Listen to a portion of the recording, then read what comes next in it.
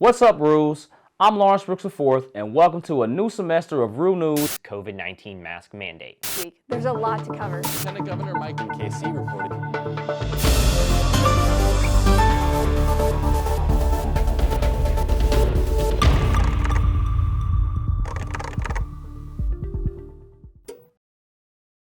COVID cases are staying low for the first time in weeks, as the COVID numbers are staying steady.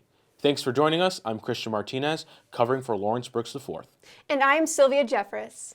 UMKC currently is near last week's 11 active COVID cases, as there are 13 reported active cases this week. For all cases this semester, the total has lingered at 236. You can get a free COVID-19 test at the UMKC Student Health and Wellness Center at 51st and Oaks in Suite 237. Even though UMKC will still offer free vaccines via its partnership with Samuel U. Rogers Health Center, the next available vaccine clinic will be on March 15th from 1 to 5 p.m. The Study Abroad and Global Engagement Organization will have an important meeting soon. This Friday, on March 4th, students can learn more about the application process, potential scholarships, and program options. If you are interested, the meetings will be held online from 2 to 3 p.m. I'm actually studying abroad this summer. I'm going to London to study theater at Roehampton University. That is awesome. I've always wanted to study abroad, but I'm like really iffy on where I want to go. Some of the places I want to go is like Spain, Tokyo, Australia, or maybe even South America. Central America, or maybe Mexico, but it just depends. You know, overall, I think study abroad is like a great experience, and you know, you get to go to another country and you get to do a lot of fun stuff, but it's awesome. Congrats. It's a lot of work, but I believe it'll be worth it. Hey, everything's worth it. The Communications Department at UMKC continues to expand. Today, Gretchen Inyart talked to Stephen Melling about how his process of becoming a comms professor at UMKC. Let's take a look. So today we are interviewing Stephen Melling. He's a teacher here at UMKC, and he's been here for about 10 years.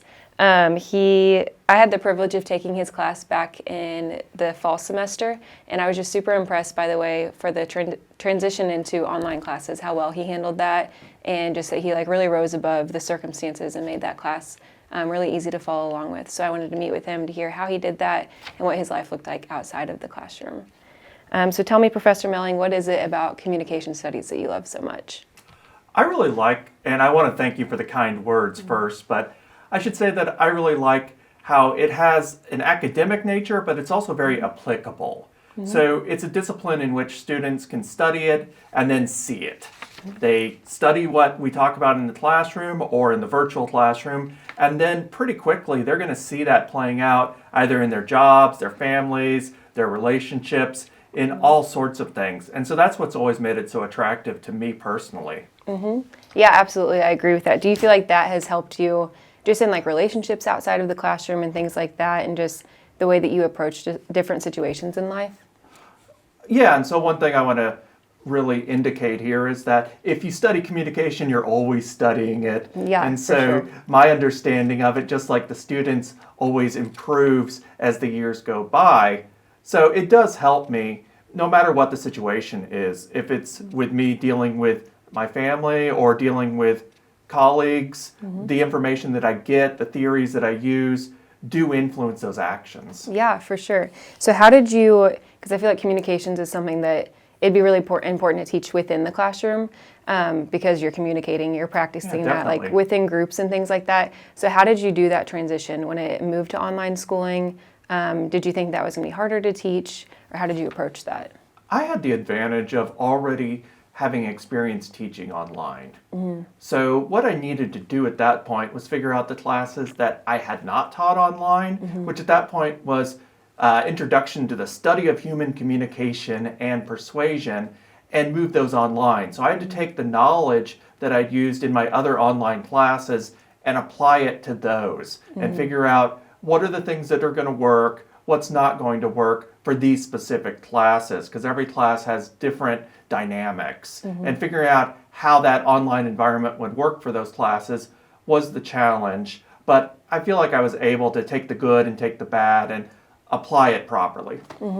And I also read that you had kind of helped mentor some teachers as well. Something about 40 teachers that you kind of helped when it switched to the online, helped them figure out the syllabuses and how to do all of the online stuff. How did you help mentor other people to be able to navigate that well?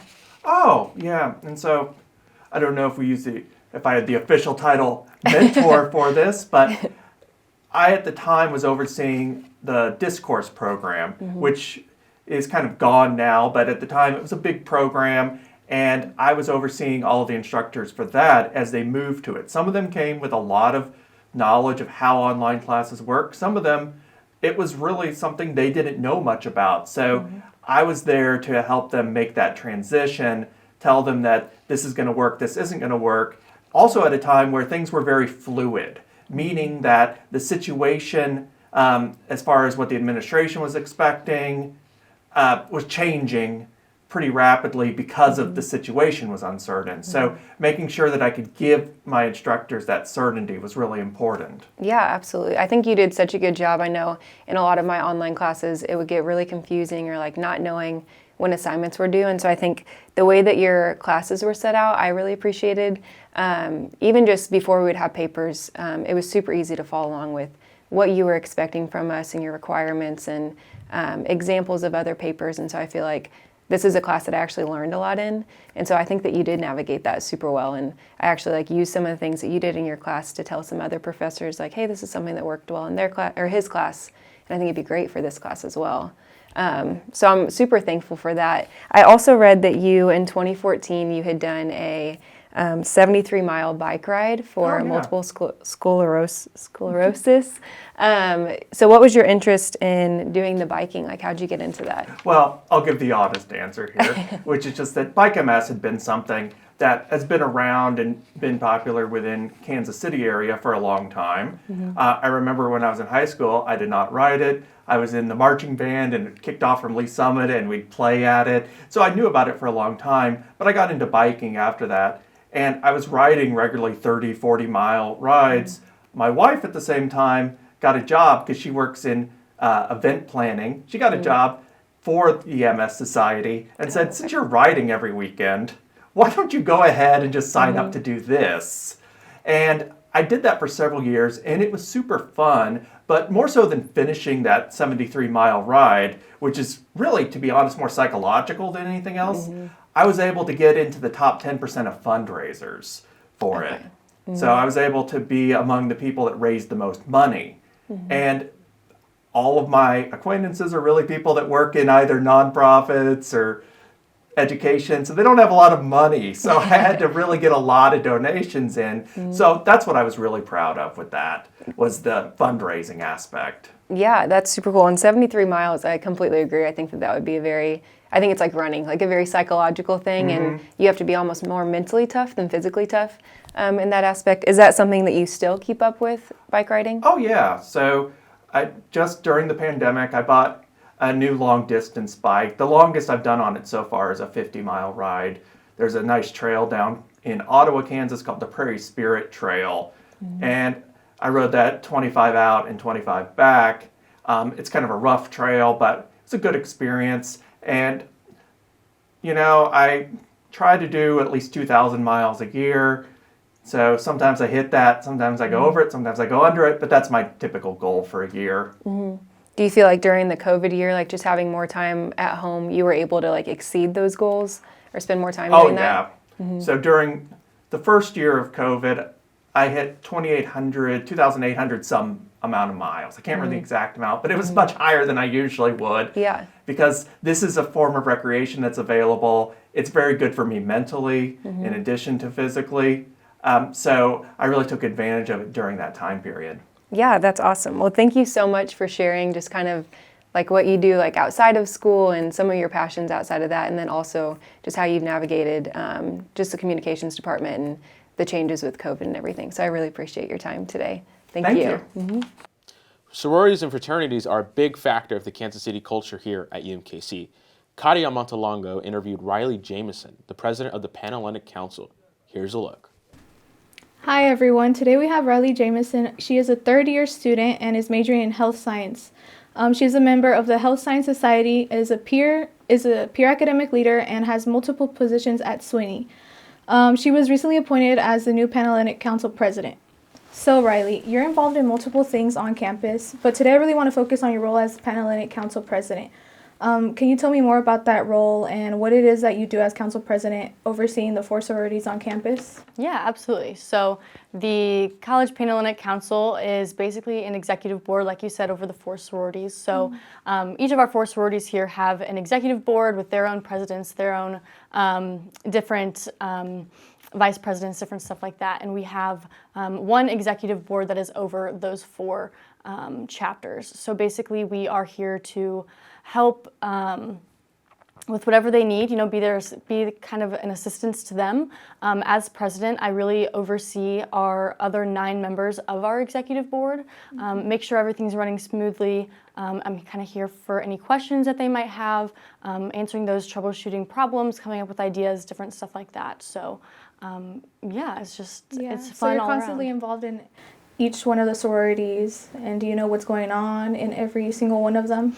Yeah, so I don't specifically know everything that's going on. I don't go to everyone's chapter meetings or anything, but our executive board meets once a week and we talk about, if there's anything that has come up in the sororities that needs to be talked about kind of throughout our whole community, then we do bring that up, but most of the time it's planning and executing things for all 4 sororities as a whole. Yeah.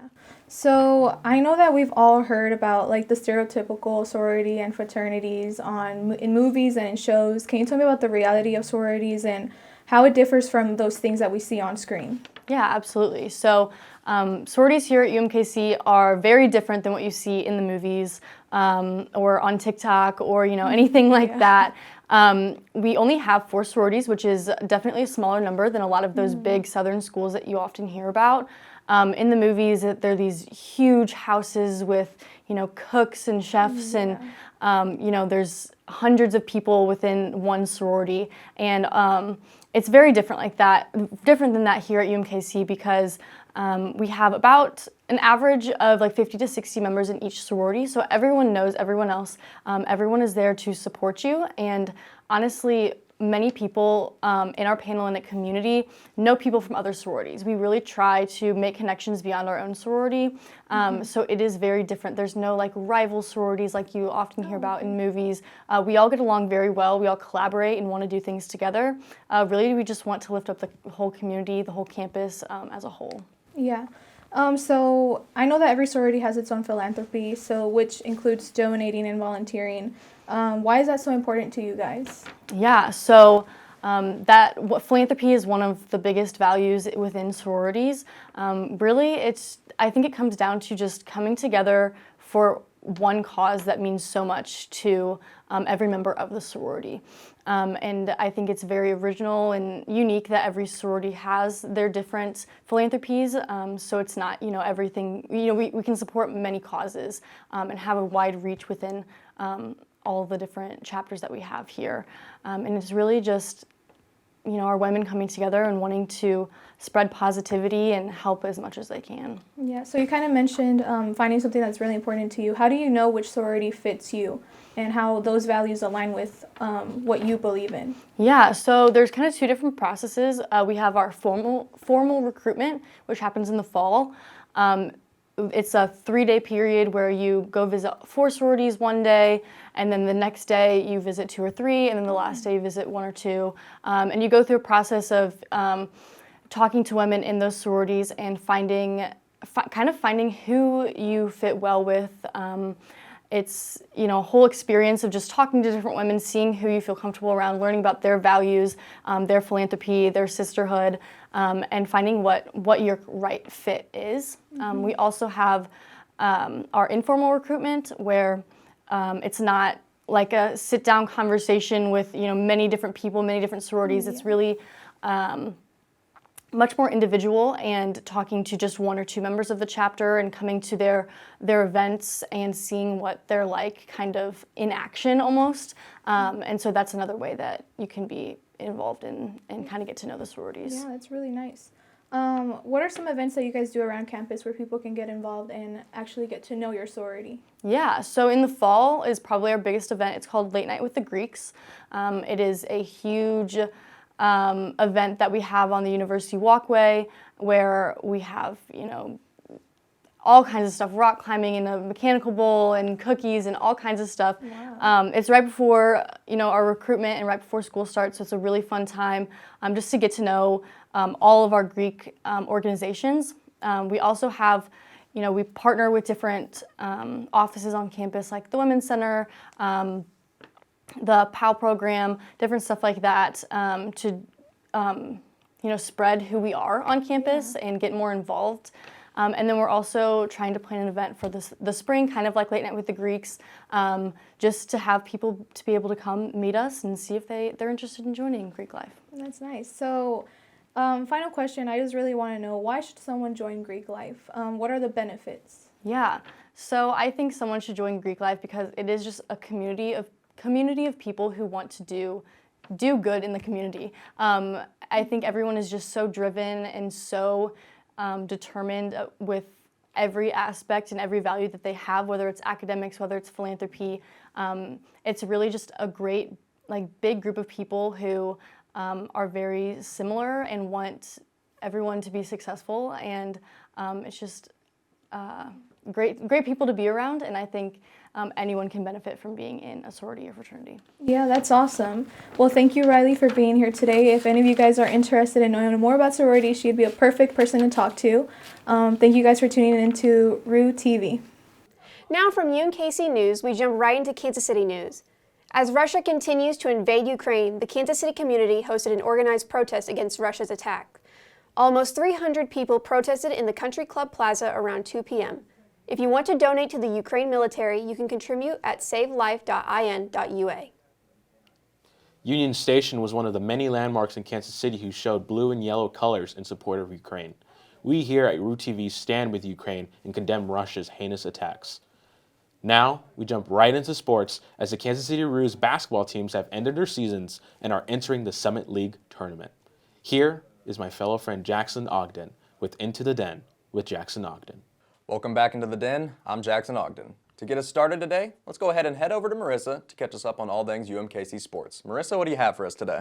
Thank you, Jackson. As always, it was an eventful week for UMKC athletics, especially for graduate student Evan Gilliard. Evan was named the Summit League Player of the Week for the second time this season after averaging 26 points in his last 2 games. Evan, along with his teammates, picked up a 72-63 win against the University of South Dakota this past Thursday. The Roos reached 19 wins for the first time since the 1991-92 season. However, the team fell short in the following match against South Dakota State, losing 86-75 this past Saturday. Men's basketball finished regular season in a tie for 3rd place and will be the 4th seed at the Summit League tournament. They will begin conference play this Sunday, March 6th in Sioux Falls against the University of South Dakota. Moving on to women's basketball, as they also played their last 2 games of regular season, but suffered 2 very tough losses. The Roos hit the road and played their first game against the University of South Dakota this past Thursday. Brooklyn McDavid put up 15 points, but it wasn't enough to tame the Coyotes. The Roos lost Game 1 on the road, 71-49. The team played their second game on the road against South Dakota State University this past Saturday. Once again, McDavid led the team with 18 points along with Mandy Williams, who scored 17 points. Unfortunately, the Roos took another fall and ended regular season with a 94-62 loss. Women's basketball has locked in the 3rd seed spot in the Summit League tournament and will travel back to Sioux Falls to play the 6th seed this Sunday, March 6th at 3 o'clock. Now let's hop back to Jackson. Thanks, Marissa. On to some national sports news. I regretfully have to start again with the MLB lockout, which has reached a deadline.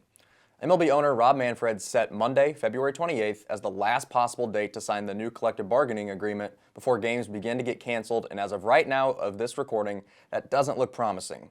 If a deal is agreed upon miraculously, the MLB could start as originally planned on March 31st, but due to the lockout, free agency hasn't been happening, so many key players such as Carlos Correa, Chris Bryant, Freddie Freeman, and others will need to sign urgently in order to make it to spring training and be available for the start of the season. The more realistic reality is a deal is not agreed upon in time and the league has to cancel games, which is the last thing they can afford with the popularity already dying between younger generations. Onto a sport that is managed correctly, the NFL will hold its annual combine for draft prospects Tuesday the 1st through Monday the 7th. With no clear-cut number one pick this year, the combine will be an interesting watch and a chance for many to put up their stocks. The NBA returned from its All-Star break, and boy, do the Lakers stink! I mean, I expect the Pistons and Magic to play like this, but a LeBron James-led team, the Lakers? They currently sit at 27-33 and just lost by what seemed to be 1,000 points to the Pelicans at home. Personally, I'm not a fan of the Lakers, but it's sad to watch this team right now, especially with my GOAT LeBron still playing this well. That's all the national sports I've got for you today, this week. As always, I'm Jackson Ogden, and we'll see you next week. Thanks for joining us this week. Subscribe to us on YouTube and Instagram. And check us out on RooTV and Roo News for campus and KC Metro News. Stay tuned this Friday for the first episode of Roo Plus. As for RooTV, we will see you next week.